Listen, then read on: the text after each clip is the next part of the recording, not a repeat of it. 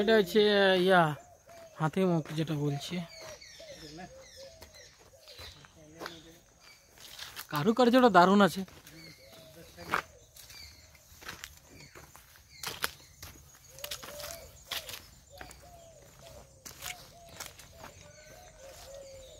দুর্দান্ত কারুকার্য।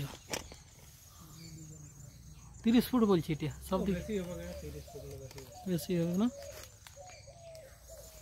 Hello friends, welcome to my YouTube channel. আর আজকে আমি আলোচনা করতে চাই পুরুলিয়ার ইতিহাস সম্পর্কে। পুরুলিয়াতে অনেক পুরাতন যেগুলো হয়তো অনেক পুরাতন মন্দির আছে, যেগুলো হয়তো অনেক এখনও আছে বা অনেক ধ্বংসপ্রায় অবস্থায় আছে। তো সেরকমই কিছু মন্দির যেগুলি আমরা গিয়েছিলাম দেখতে বড়াম গ্রামের শেষ প্রান্তে দেউলঘাটা নামক একটি জায়গায়, কংসাবতী নদীর তীরে মন্দিরগুলো দেখলাম। তার মধ্যে দুটো মন্দির এখনও বর্তমান রয়েছে, আর বাকি আরেকটা যেটা মন্দির সেটা শোনা যায় 2002 সালে সেটা ভেঙে যায়। এবং সেই মন্দিরগুলো আমরা পরিক্রমা করলাম এবং সেখানে দেখলাম ভগবান শিব, মা দুর্গা, মা ভৈরবী, ভগবান গণেশ, এইসব দেবদেবীর মূর্তি রয়েছে যেগুলো হিন্দু দেবদেবী।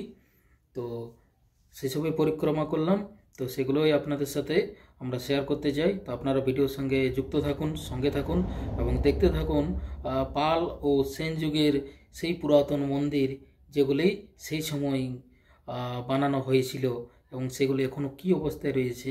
তো চলুন ভিডিও শুরু করা যাক।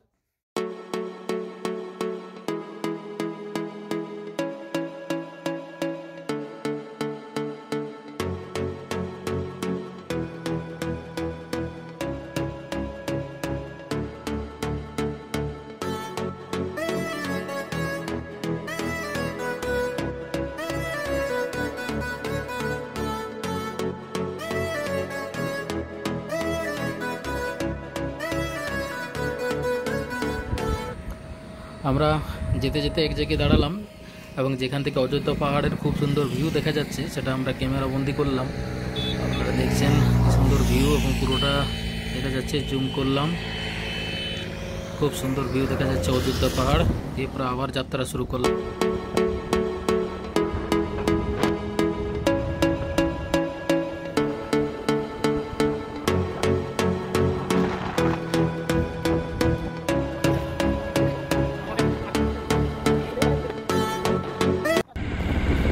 এখানে আমরা মেন রোড ছেড়ে ডান দিকে ঘুরে গেলাম এবং এই রাস্তাটা দিয়ে আবার যাত্রা শুরু করলাম।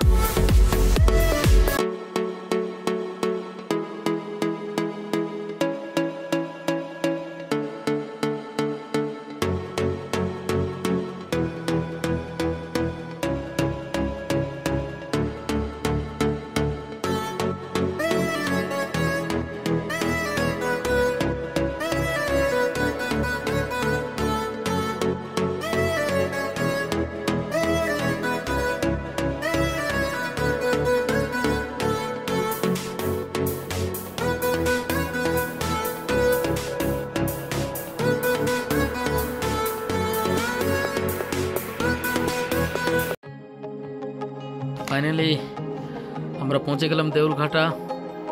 আর রাস্তাটা আমরা একটুকু চেনার চেষ্টা করছি কোনটা দিয়ে যাব। ডান দিকটা মনে হচ্ছে ভালো হবে। আমরা বিবেচনা করে দেখলাম ডান দিকটায় ঘুরে যাই। ডান দিকে আমরা ঘুরে গেলাম। সরু রাস্তা জঙ্গলের মধ্য দিয়ে। এখানে মকর সংক্রান্তিতে মেলা লাগে এবং সেই মেলার কিছু নিদর্শন কাগজপত্র ছড়িয়ে রয়েছে, তা থেকে বোঝা যাচ্ছে যে এখানে মেলা লেগেছিল, খুব বড় মেলা।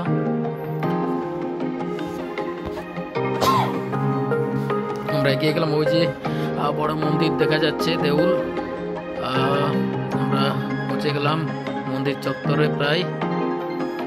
এখানে গাড়ি পার্কিং আছে, যারা ভিজিট করতে এসেছে তারা এখানে বাইক রেখেছে, কার রেখেছে। আমরা বাইকটা এখানে রাখবো। এবং ওপারে কংসাবতী নদী, খুব সুন্দর নদী তীরবর্তী জায়গা। এখানে বাইকটা আমরা পার্ক করলাম।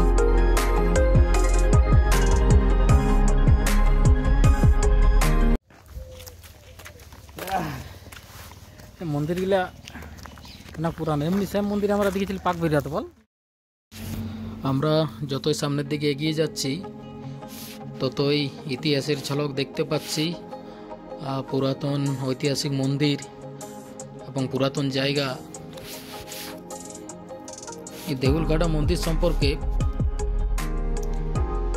সে সময় ছোটনাগপুরের কমিশনার লেফটেন্যান্ট কর্নেল ইটি ডাল্টনের লেখা notes on a tour in Manbhum in 1864-65 প্রবন্ধে এর কথা উল্লেখ করেছেন।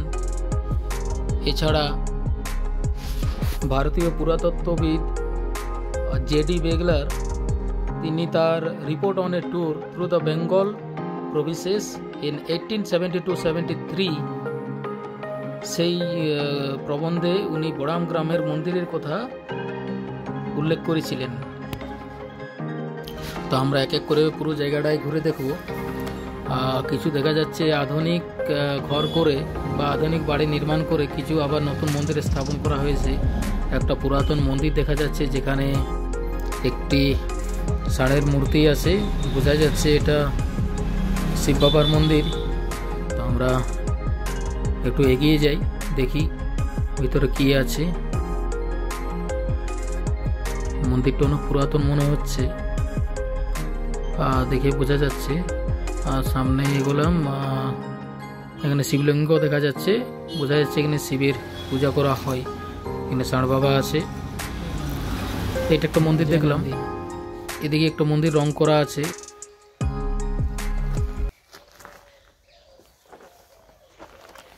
তবে এটা মোটামুটি 1000 সাল পুরানো কি,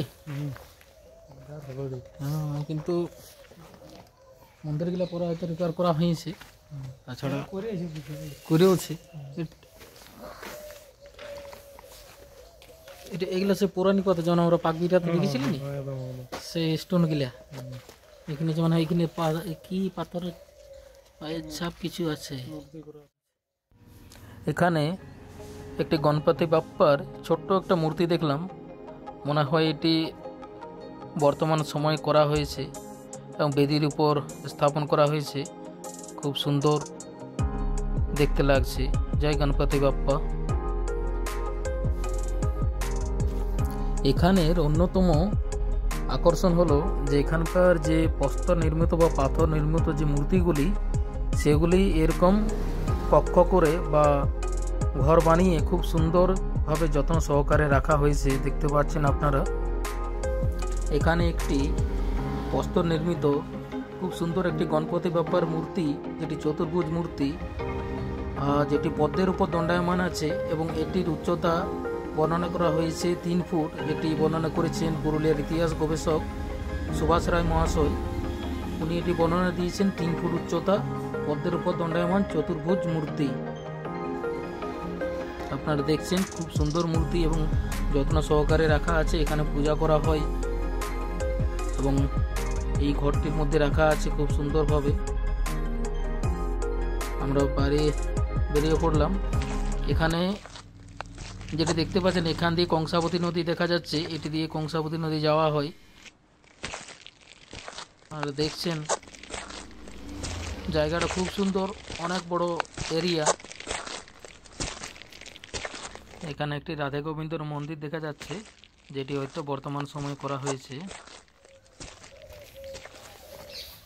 এখানে দেখছেন আর একটা মন্দির আছে রাধে গোবিন্দ। জয় রাধে গোবিন্দ।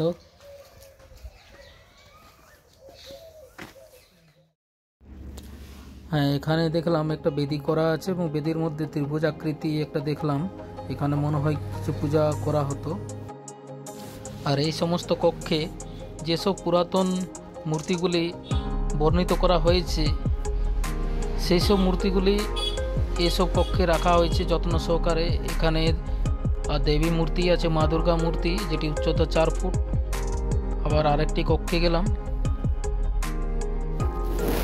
এখানেও একটি মূর্তি রয়েছে যেটি অনেকটা ভগ্ন অবস্থায় আছে, এবং আবার একটি কক্ষে গেলাম।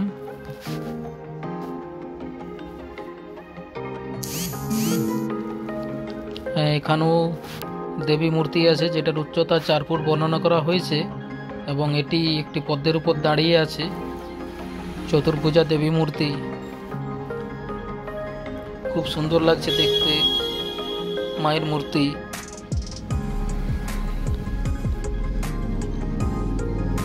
এবং আরেকটু সামনে এগিয়ে গেলাম, এখানেও একটি কক্ষ রয়েছে।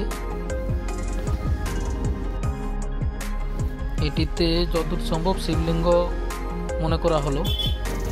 এগুলি দর্শন করে আমরা সামনের দিকে এগিয়ে গেলাম। এখানে আরেকটা বেদি দেখতে পাওয়া যাচ্ছে, যেটির ওপর ছোট সাইজে দুটো মন্দির দেখলাম। পাল বংশ, ওটাই আমরা অনুমান করেছি।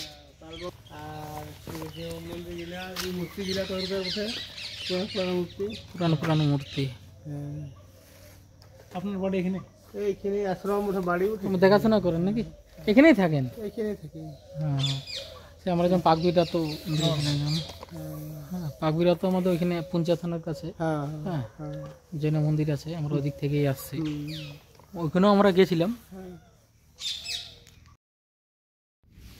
এখানে একটা পুরাতন গাছ বা বৃক্ষ দেখতে পেলাম, যেটা বেদি করানো আছে। আর এরপরে আমরা সবথেকে বড় যে মন্দিরটি রয়েছে সেটির দিকে এগিয়ে গেলাম। আপনারা দেখছেন এখানে এক সময় 3টি বড় দেউল ছিল।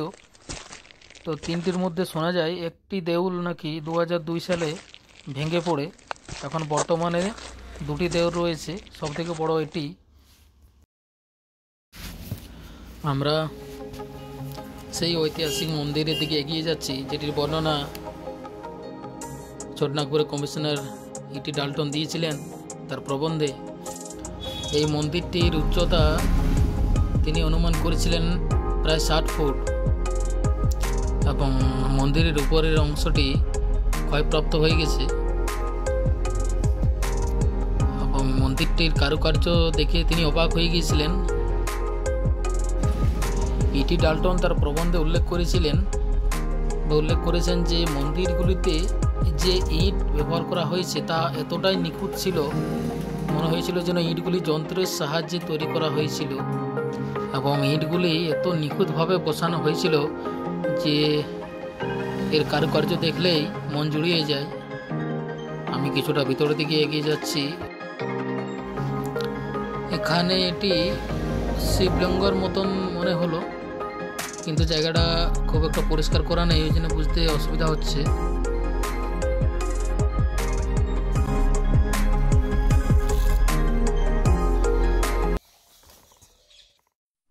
মন্দিরগুলির প্রবেশদ্বার খুব সুন্দর। আপনারা দেখছেন ত্রিভুজ আকৃতি এবং পূর্বমুখী, পূর্ব দিকে মুখ করা, খুব সুন্দর দেখতে লাগছে। মন্দিরটির বাইরে একটি পাথর নির্মিত চোঙ দেখতে পেলাম, যেটা অনেকটা হাতির সুরের ন্যায়। এটাতে জল নিষ্কাশন ব্যবস্থা হিসাবে ব্যবহার করা হতো সেই সময়। আর মন্দিরটির বাইরের যেটা কারুকার্য দেখলে বোঝা যায় খুবই উন্নত মানের এবং নিখুঁতভাবে করা হয়েছে খাঁজ কেটে, এবং নকশাটা খুবই সুন্দর। বর্তমানে এর উচ্চতা 45 ফুট অনুমান করা হচ্ছে। আমরা এরপরে দ্বিতীয় যে দেউলটি আছে সেটির দিকে এগিয়ে যাচ্ছি।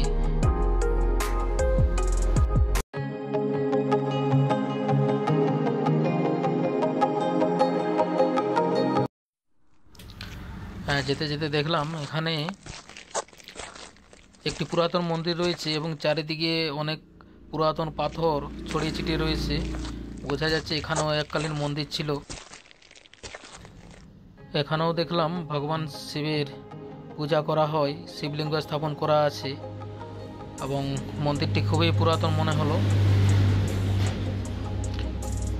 যে আপনারা দেখছেন। এবং চারিদিকে প্রচুর পুরাতন পাথর প্রস্তর নির্মিত কিছু অংশ মন্দিরের তা দেখতে পেলাম। এরপরে আমরা এগিয়ে যাচ্ছি। আরেকটি যে দেউল রয়েছে সেটির দিকে আপনারা দেখছেন। এটি একটি বেদির উপর খুব সুন্দর বেদি বানানো আছে, সেটাতে সিঁড়ি করানো আছে এবং তার উপরে মন্দিরটি গঠন করা হয়েছে। খুবই সুন্দর লাগছে। এখানে মন্দিরগুলির বাইরে কোনো প্লাস্টারের আবরণ নেই এবং মন্দিরগুলি দেখতে পাচ্ছেন ত্রিভুজাকৃতি প্রবেশদ্বার রয়েছে এবং সেটা পূর্ব দিকে মুখ করা। আমরা সিঁড়ি দিয়ে উপরে উঠে যাচ্ছি। আপনারা দেখছেন কি সুন্দর কারুকার্য করা হয়েছে, কিন্তু এগুলো একটু যদি রক্ষণাবেক্ষণ করা হয় তাহলে আরও সুন্দর লাগবে দেখতে। এই মন্দিরটারও উপর দিকটা ক্ষয়প্রাপ্ত হয়েছে। বর্তমানে মন্দিরটি দেখছেন একটু অপরিষ্কার অবস্থায় আছে। এগুলিকে যদি খুবই যত্ন সহকারে রাখা হয় তাহলে পর্যটনদের খুবই ভালো হয়। এবং বাইরের এরিয়াটা দেখছেন অনেকটাই বড়। এখানেও মন্দির দেখলাম, এখানেও শিবলিঙ্গ স্থাপিত রয়েছে। এবার আমরা মন্দির চত্বর থেকে বেরিয়ে আরেকটা দেখলাম মন্দির আছে ঘরের মতন, আমরা সেটির দিকে এগিয়ে গেলাম।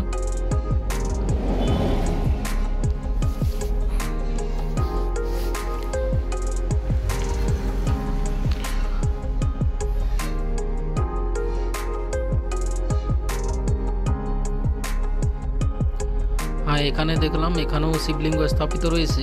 বোঝা যাচ্ছে যে এখানে বেশিরভাগ ভগবান শিবের পূজা হতো। এরপরে আমরা মন্দির দর্শন শেষ করে আমরা কংসাবতী নদীর দিকে এগিয়ে গেলাম। ওই দূরে দেখা যাচ্ছে কংসাবতী নদী। এবার আমরা কংসাবতী নদীর দিকে এগিয়ে যাচ্ছি।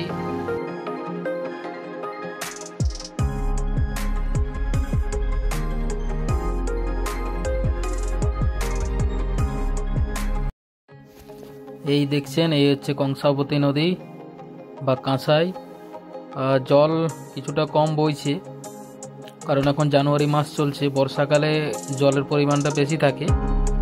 তো আমরা একটু সামনের দিকে এগিয়ে যাই, যেদিকে জলধারাটা আছে। আপনারা সঙ্গে থাকুন।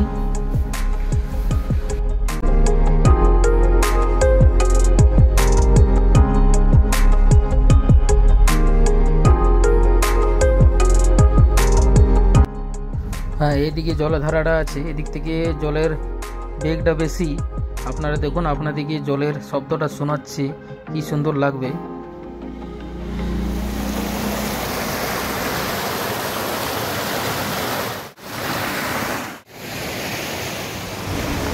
আপনারা দেখছেন কি সুন্দর জলধারার শব্দ। এখানে বসে আপনি মুগ্ধ হয়ে যাবেন। খুবই সুন্দর লাগছে জলধারার শব্দ শুনতে। এদিকে জলটা বয়ে যাচ্ছে।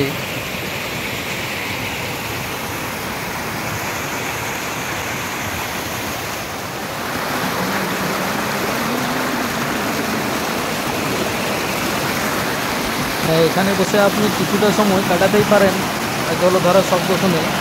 খুবই মনোরম দৃশ্য। দেখুন কি সুন্দর জল বয়ে যাচ্ছে। আমরাও এখানে জলধারার শব্দ শুনে কিছুটা সময় কাটালাম।